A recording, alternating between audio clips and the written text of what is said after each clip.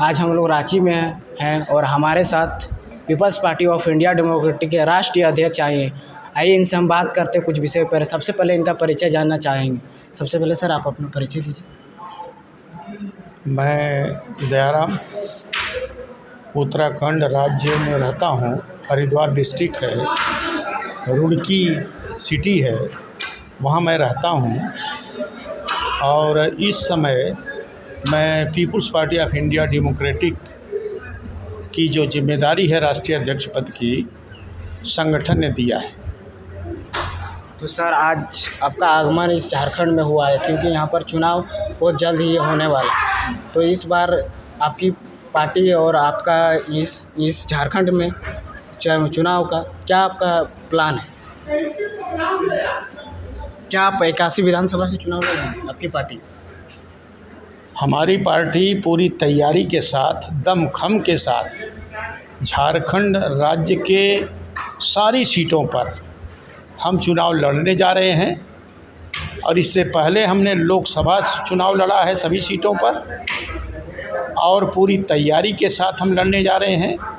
इसलिए विशेष रूप से मेरा दौरा जो है हरियाणा और दिल्ली के बाद यहाँ पर झारखंड में हुआ है। इसलिए यहाँ का क्या स्थिति है सारा, और यहाँ के लोगों को समझने के लिए जो आज कार्यक्रम हुआ है, उस कार्यक्रम के माध्यम से जो हमारे ऑफशूट विंग हैं, मदर ऑर्गेनाइजेशन हैं, उनके साथ हमने कार्यक्रम लिया। और कार्यक्रम ले कर के हमें यह आभास हुआ कि हमारे सारे संगठन एक साथ मिल कर के People's Party of India Democratic से यहाँ से कैंडिडेट जिताएंगे। और ये पहला राज्य होगा जो हमारी पार्टी के लिए बहुत ही फ्रूटफुल रिजल्ट देगा। और लोगों का उत्साह मैंने देखा है कि सारे जो हमारे आनुवांशिक संगठन है, मदर ऑर्गेनाइजेशन है, सभी लोग बड़े ही अच्छे माहौल में और बहुत अच्छी तरीके से जो बाबा साहब डॉक्टर अम्बेडकर के कारवां को आगे बढ़ाने के लिए कृत संकल्प हैं। हमारा जो लक्ष्य है सोशल चेंज, सामाजिक व्यवस्था परिवर्तन, हमारी जो आइडियोलॉजी है राष्ट्रपिता फूले और बाबा साहब डॉक्टर अम्बेडकर की जो आइडियोलॉजी विचारधारा है, हमारी स्ट्रेटजी, हमारी मूल्यवाची संकल्पना है। और हम लोकतांत्रिक तरीके से इस देश में लोकतंत्र स्थापित करना चाहते हैं।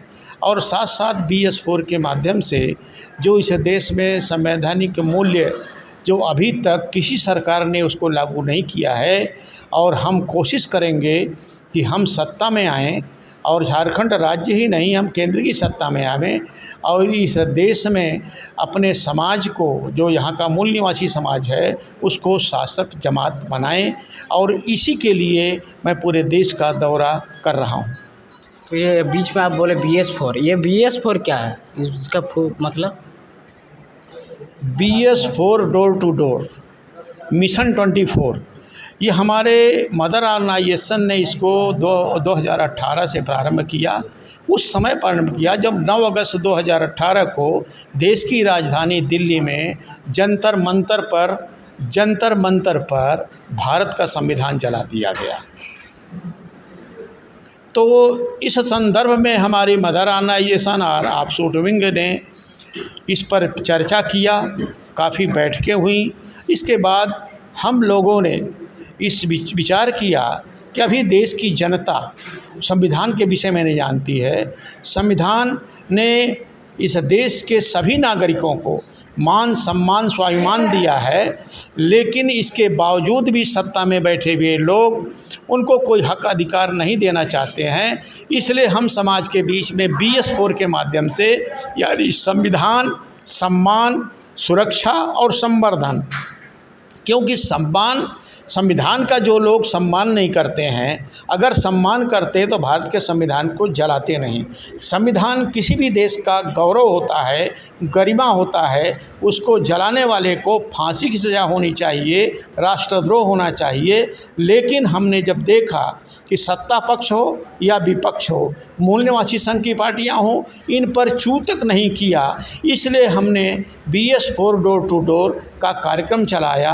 भारतीय संविधान सम्मान, सुरक्षा और संवर्धन, इसके माध्यम से समाज में जाएंगे, उनको बताएंगे। और इसके साथ साथ एक सूत्र दिया, संपर्क, संवाद, सुसंवाद और संदेश, यानी हम लोगों से संपर्क करेंगे। संपर्क करते हुए, संपर्क जब करेंगे तो संवाद होगा, संवाद करने के बाद कोई विवाद होता है तो उसको हम सुसंवाद में बदलेंगे। इसके बाद जो हम संदेश देंगे कि हमें इस देश का शासक जमात बनना है, क्योंकि बाबा साहब डॉक्टर अंबेडकर चाहते थे कि जातियों में बिखरे हुए लोगों को इकट्ठा करना है और जाति को जमात में बनाकर इस देश की शासक जमात हमें बनना है।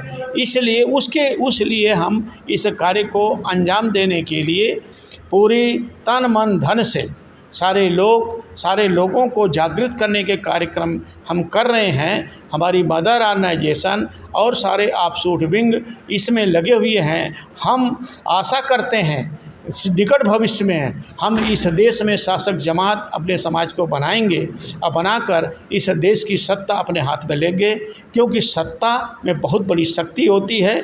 सत्ता ही सिलेबस बदलती है, जो बच्चों को पढ़ने के लिए सिलेबस बदलती है। सत्ता ही मान सम्मान देती है, सत्ता ही विनाश करती है। क्योंकि हम देख रहे हैं जिन लोगों के हाथ में सत्ता है, तथाकथित ऊंची जाति के लोगों में सत्ता है, वो हमारे हक अधिकार देना नहीं चाहते हैं। इसलिए नहीं देना चाहते हैं कि सत्ता उनके हाथ में है। सत्ता इन प्रकार वे वो हथियाना चाहते हैं। सत्ता मूल निवासियों के हाथ में अगर आ गई तो उनको मालूम है कि सत्ता आने पर सामाजिक, आर्थिक, राजनैतिक न्याय जो समस्त नागरिकों को संविधान देता है, ऐसी स्थिति में ये लोग सत्ता में आकर वो सारे हक अधिकार ले लेंगे। धन, धरती और राजपाट में वो अपनी उचित हिस्सेदारी ले लेंगे। ऐसी स्थिति में इस देश के तथाकथित ऊंची जाति वालों का जो वर्चस्व शासन सत्ता पर है, संवैधानिक संस्थाओं पर, वो सब समाप्त हो जाएगा। और ये जो सारी जो ये संपत्ति है, जो संवैधानिक जो संसाधन है, जो संविधान द्वारा संसाधन प्रदत्त हैं इस देश के मूल निवासियों को, वो सारे उनके मूल्य मिल जाएंगे।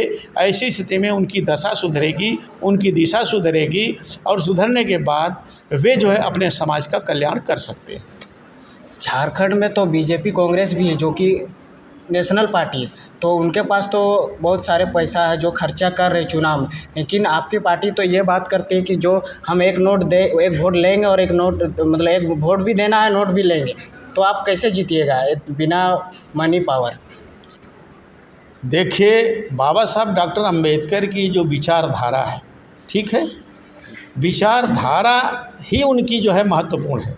विचारधारा के कारण उनको न्यूयॉर्क की जो विश्वविद्यालय है, कोलंबिया विश्वविद्यालय, उसमें बाबा साहब को नंबर 1 पर रखा गया है। सिंबल ऑफ नॉलेज उनको कहा जाता है।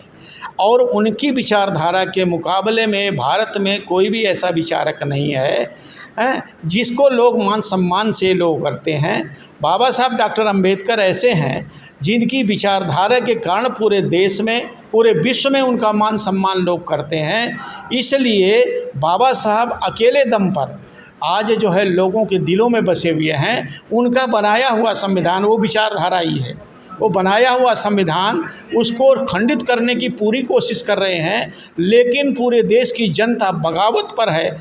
इसलिए बगावत पर है, वो जो संवैधानिक व्यवस्था है वो बाबा साहब की बोली है, बाबा साहब की विचारधारा है। उस विचारधारा के कारण कोई सफल नहीं हो पा रहा है और अफरा तफरी मची हुई है। लेकिन वो जो विचारधारा है, विचारधारा ही हमारे संगठन को आगे ले जाएगी। हम अपने इतने अच्छे कैडर तैयार कर रहे हैं, अपने कैडर्स तैयार कर रहे हैं जो विचारधारा लेकर समाज में जाएंगे। और उसी विचारधारा से ये जितने भी दल हैं जो पैसा बांट रहे हैं और तमाम प्रकार के षड्यंत्र कर रहे हैं, वो षड्यंत्र सब फेल हो जाएंगे। इसलिए जिस समाज में जागृति होती है वो जागृत समाज ही जीता है मान सम्मान स्वाभिमान से, उसी का राष्ट्रीय दल बनता है। और हम ऐसा करने के लिए प्रतिबद्ध हैं और वही हम कर रहे हैं। जागरूक अपने कार्यकर्ता तैयार कर रहे हैं, फील्ड में जाएंगे और फिर हमें ही लोग हमारे ही गीत गाएंगे, दूसरे को पूछेंगे भी नहीं। तो क्या आपकी पार्टी सिर्फ संविधान को लेकर ही चुनाव लड़ गई है? क्योंकि झारखंड में तो यहाँ का स्थानीय मुद्दा को ही लोग देखना चाहते हैं। जो स्थानीय मुद्दा की बात करेगा वही इस झारखंड में राज करेगा, लोगों के जनता की ये कहना है। तो क्या जनता देखिए, हमने 15 पॉइंट मैनिफेस्टो में दिया है, ठीक है। यहाँ की लोकल क्या समस्या है, लोकल समस्या हमारे समाज के फ्रूटफुल नहीं है, यानी हमारे समाज के अगर हित में है तो जो 15 पॉइंट हमारा राष्ट्रीय एजेंडा है उसमें उसको जोड़ करके अपने समाज का हित और अपने पार्टी का हित करके हम आगे बढ़ सकते हैं, कोई दिक्कत नहीं है, ठीक है। मतलब आपके कहने लोकल मुद्दा भी इस पार्टी क्यों नहीं, बिल्कुल शामिल रहेगा। उसको शामिल करके हम वो करेंगे जिससे हमारे समाज का फ़ायदा हो, ऐसे मुद्दे को। और झारखंड के क्षेत्रीय पार्टियों को आप किस तरह से देखते हैं, किस तरह से? क्षेत्रीय पार्टियों का कोई वजूद नहीं है, जिसके पास विचारधारा नहीं है, जिसका कोई ऑब्जेक्टिव नहीं है, जिसका कोई स्ट्रेटजी नहीं है, उनका कोई वजूद नहीं है। आज है कल साफ हो जाएगा, ठीक है ना। लेकिन हम परमानेंटली एक राष्ट्रव्यापी संगठन बनाने के फिराक में हैं और पूरा तैयारी के साथ हम काम कर रहे हैं और ऐसा करेंगे, विचारधारा से ही करेंगे, ऑब्जेक्टिव से करेंगे, स्ट्रेटजी से करेंगे और इसमें हम सफल होंगे। क्योंकि यहाँ पे तो जो क्षेत्रीय पार्टी वो है उन लोग ज़्यादा लोगों उन्हीं के ऊपर फोकस करते, तो आप किस तरह उन लोगों से अपना ध्यान अपनी पार्टी की तरफ करेंगे, जनता की? जो यहाँ के हमारे कार्यकर्ता हैं जी, उनको यहाँ के विषय में सारा चीज़ मालूम है, ठीक है ना जी। वो जब मालूम है तो वो स्ट्रेटजी बनाएंगे अपनी कि हमें क्या बात करना चाहिए कि वोटर्स हमारी तरफ आकर्षित हो, है कि नहीं। तो वो आकर्षित करने के लिए वो स्ट्रेटजी बनाएंगे, स्ट्रेटजी बना करके वोटर्स को इधर वो करेंगे और जो क्षेत्रीय पार्टी का जो वो है वो सब साफ हो जाएगा, कहीं कुछ पता नहीं लगेगा। तो अब अभी तो जनता के से हर एक पार्टी हर एक चीज़ का वादा करती है कि हम ये दे देंगे वो दे देंगे। क्या आपकी गारंटी इस पार्टी का, पीपल्स पार्टी ऑफ इंडिया के, कि जनता को धोखा न देगी? क्योंकि अभी तक तो हर एक पार्टी जनता को धोखा देते आ रही है और दे रही है, तो क्या गारंटी कि आपकी पार्टी जनता को धोखा नहीं देगी? ऐसा है, अभी तो हम आए नहीं, ठीक है। अभी हम अपने जो विश्वास जमाना चाहते हैं, है कि नहीं। पहले विचारधारा है, जो हमारे कार्यक्रम हैं, जो हमारे एजेंडा है, उसके माध्यम से हम समाज में जा रहे हैं। हम पहले कैसे गारंटी दे दें कि जो है हम ये कर देंगे वो कर देंगे, जैसे वो झूठ बोलते हैं हम नहीं झूठ बोल सकते। जो हमें करना है आप फील्ड में देखिएगा कि हम क्या करते हैं, क्या कर सकते हैं। हमारे आदर्श राष्ट्रपिता फूले बाबा साहब डॉक्टर अंबेडकर हैं, पेरियार हैं, बाबू जगदेव प्रसाद हैं। उनके जो विचारधारा से हम इधर उधर हटने वाले नहीं हैं, ठीक है ना। ये सारे हट कर भाग जाएंगे, हम नहीं भागने वाले हैं। हमारा इसी विचारधारा पर हम आंदोलन खड़ा करेंगे और उसमें सफलता हासिल करेंगे। आप बोले कि हम आए नहीं, मान के चलिए आपका एक सांसद 2 विधायक हो गया, उसके बाद सरकार भी आपकी बन गई, तो क्या आपकी पार्टी धोखा नहीं देगी? क्या गारंटी? इसकी गारंटी हम दे सकते हैं क्या? अभी मुझे बताओ। नहीं दे सवाल कर रहे हो ना जी। दे सकते हैं क्या? पहले बनने तो दो। हमारा प्रयास, आप मीडिया वाले हो, मीडिया वाले सच को सपोर्ट करो।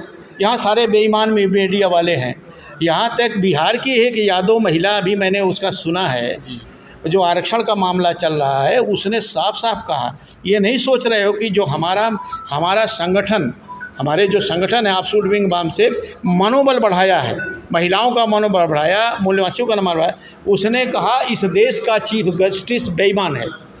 हिम्मत थी किसी को कहने की? एंकर पूछ रहा है आप ऐसा कर रहे हो जेल जाओगी। उसने कहा कि जेल चले जाएंगे लेकिन सच कहने से हम नहीं पीछे हटेंगे, ठीक है ना। तो सच सच होता है, झूठ झूठ होता है। झूठ पर खड़ी की गई दीवार ढह जाएगी, कभी नहीं बचेगी, ठीक है ना। समय ज़रूर लगेगा, ठीक जी। इनका कहने का मतलब है कि हमारी पार्टी जनता तय करेगी, जनता बनाएगी, और जनता का ही भरोसा है, जनता खुद बनाएगी और खुद करेगी। हमारी कोई गारंटी नहीं कि बदलेगी कि नहीं बदलेगी सरकार। लेकिन इनका एक ही कहना है कि जनता के हाथ में सारा अधिकार है। जनता चाहेगी तो किसी को बना सकती है और बिगाड़ सकती है। और आप देख रहे थे MBN न्यूज़ नेटवर्क। वीडियो अच्छा लगे तो लाइक कीजिए, शेयर कीजिए और चैनल को सब्सक्राइब कीजिए। धन्यवाद।